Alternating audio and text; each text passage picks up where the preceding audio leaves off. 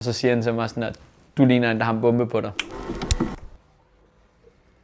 Jeg glæder mig sindssygt meget til at skulle stå i operaen og holde min tale. Der er nogle rigtig dygtige mennesker, som sådan hjælper dig på vej og sådan giver dig en tryghed i, at din fortælling er noget værd. Altså den betyder noget, og der er nogen, der kommer til at sidde derude, som kommer til at få noget ud af det her.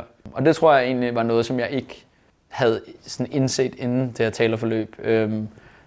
At et talerforløb også handler meget om, at man føler sig tryg i ens stemme, har en plads.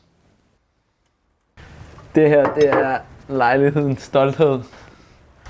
Den var altså så lille her, dengang vi fik den, og så er den altså bare strøget derudad.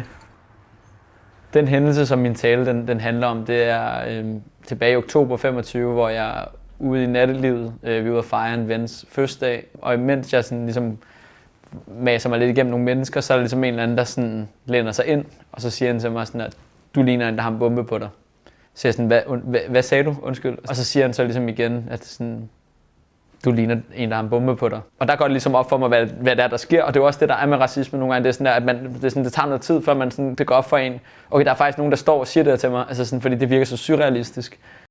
En stor del af processen, især da jeg valgte emnet at tale om racisme, var, at jeg var lidt bange for at lyde som en kliché. Og være sådan en i koret. Altså det der med sådan, men så kom der endnu en med sort skæg, som skulle fortælle os om racisme. Ikke? Det, jeg tror, jeg har lært om mig selv, det er, at alle vores fortællinger, selvom de lyder ens, er unikke på hver sin måde, og den måde, vi udtrykker den på, er også unikke. Så jeg tror, jeg har lært, at det sådan, jeg ikke skal være så bange for at lyde som en kliché, fordi at min fortælling har også en plads. Jeg har faktisk aldrig nogensinde sådan lært, hvordan jeg kommer videre, altså efter jeg har oplevet racisme. Altså sådan, det eneste, jeg måske har lært, det er at acceptere, at det er sket, og så ignorere, at det er sket. Og det er bare ikke en særlig hensigtsmæssig måde at komme videre på. Og jeg tror også, det der er med racisme, især når det er noget, nogen siger til dig, og når det er nogen, der er meget fremmed for dig, så bliver det meget sådan en hændelse, du ender med at have for dig selv. Du kommer aldrig til at stå over for det menneske igen, og få dem til at sige undskyld.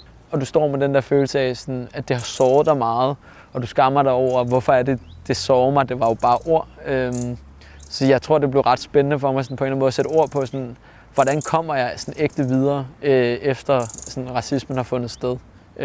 Og det var noget, jeg virkelig håbede, at sådan, og håber kommer til at resonere med mange mennesker. Ikke?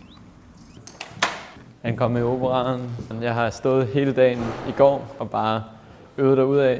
Det bliver nice at stå ægte med mennesker i dag, som rent faktisk skal høre mine ord. Altså, det er sådan en bucket list ting, fordi jeg har lidt tur at drømme om det. Så det er sådan, nu har jeg ligesom gjort det, nu kan jeg tilføje det til bucket list. Men det er jo helt klart sådan en ting, som jeg kommer til at tale om for evigt. Til mine børn, når jeg tager dem med ind i operaen og siger, at I vil godt faren er stået deroppe, ikke? Jeg håber, det er det rigtige sted. Det er sådan lidt en labyrint herinde. Så det var ikke derinde. Jeg kan prøve igen. Herinde, der får jeg ikke lov til at komme med, og så hopper jeg i scenekostymet. Første gang jeg er det på. Jeg købte i Marokko. Det ser sygt ud, det der, når man kan se scenen. Yes. Vi snakker enormt meget om åndelig oprustning, at vi skal styrke produktivitet, økonomisk vækst. September, oktober. Mange år senere kan jeg godt se, at det er en forkert måde at tænke om. Nu skal vi give en rigtig stor hånd til Kia Vakili Katibi. Hvad gør man med racismen, efter den er fundet sted? Ignorerer man det? Taler man om det? Hvad gør man, efter nogen siger, du ligner en, der har en bombe på dig? Sygt. Vi må.